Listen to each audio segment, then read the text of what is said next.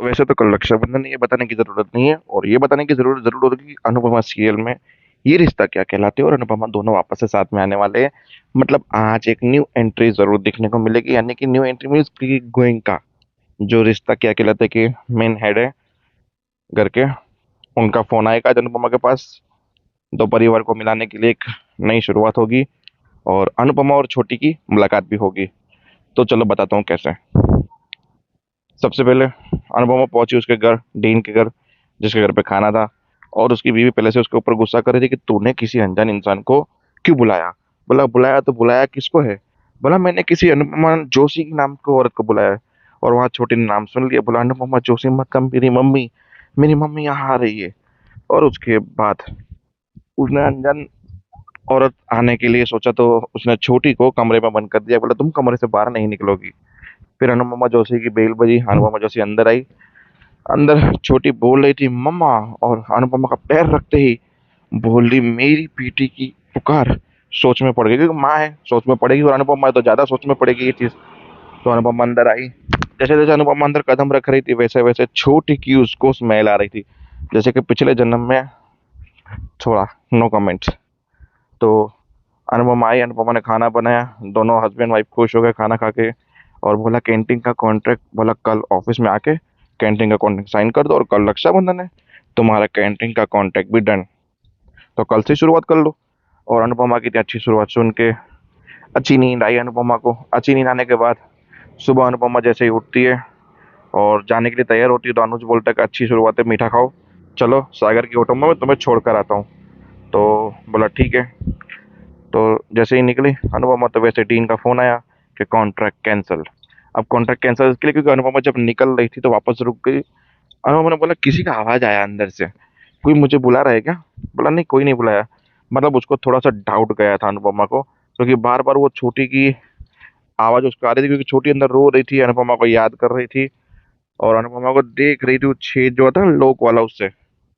तो जैसे अनुपमा को कुछ पता चले, पर अनुपमा को एहसास हो गया कि छोटी मेरे करीब है, तो बहुत जल्दी छोटी के पास अनुपमा पहुंच जाएगी।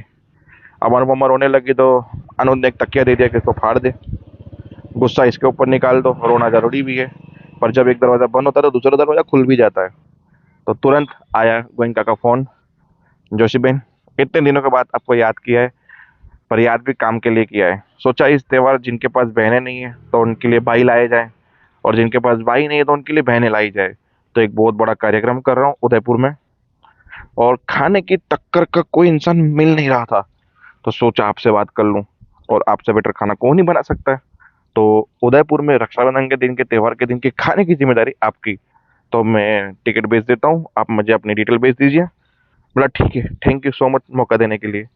फिर उन्होंने सोचा अरे कल तो आशा भवन में भी रक्षाबंधन है, त्योहार का दिन है, और मैं कहाँ कैसे चली जाऊंगी। बोला तुम जाओ वहां पे चकते फट्टे करो, यहाँ का त्योहार हम लोग देख लेंगे, और तुम खाना बना के जल्दी से आ जाना। तो क्या करेंगे, हम त्योहार शाम को मनाएंगे। बोला ठीक है। और इससे पहले वहां पे शाह हाउस में अनुपमा के गुण गाया गया, जब राखी हाथ से बना दी जा रही थी। बोला अनुपमा थी तो राखी बांधी थी, जब समर भी था, बयू भी था, बा ने बोला। तो जब किंजल और ये हमारी मीनू और अनुपमा का गुण गा रही थी, तो बा ने बोला बंद करो। फिर उस चीजों को रिक्रिएट करने के लिए गाना बजाया गया, जिसमें मीनू और बच्चे और किंजल नाच रही थी। पर उस गाने को रिक्रिएट किया गया था पुरानी रक्षाबंधन, जहाँ पे वनराज की बीवी अनुपमा थी, और हमारे बयू यानी कि मामा जी भी थे, समर भी थे। वो वीडियो भी चल रहा था साथ में, और ये लोग डांस भी करते। वो एक अच्छा रिक्रिएट मोमेंटिंग था, जो मुझे बहुत अच्छा लगा आज के एपिसोड में, कि पुराने सारे कैरेक्टर उस वीडियो में दिखा दिए। यानी मीनू की माँ डोली भी दिखा दी, मामा जी भी दिखा दिए, समर भी दिखा दिया, सब कुछ दिखा दिया आज के एपिसोड में। तो मजा आया उस चीज में। तो और तोशु के हाथ में पैसे देख के बोला क्या कर रहे हो, फिर से जुगाड़ खेलने गए थे। बोला नहीं, इस बार पैसों का जुगाड़ नहीं खेला, पर बहुत बड़ा जुगाड़ खेला है, तुम्हें पता चल जाएगा। मीनू को बोला मांग, जितने बड़े गिफ्ट मांगने हैं तुम्हें। बोला 5 रक्षाबंधन से राखी नहीं बांधी मैंने, 5-6 साल से। तो सबकी राखी एक साथ बांधूंगी मैं, और गिफ्ट भी एक साथ लूंगा। बोला मांगना, जितना बड़ा गिफ्ट मांगना है। मतलब तो उसने तय कर लिया कि वनराज को डुबा के रहेगा।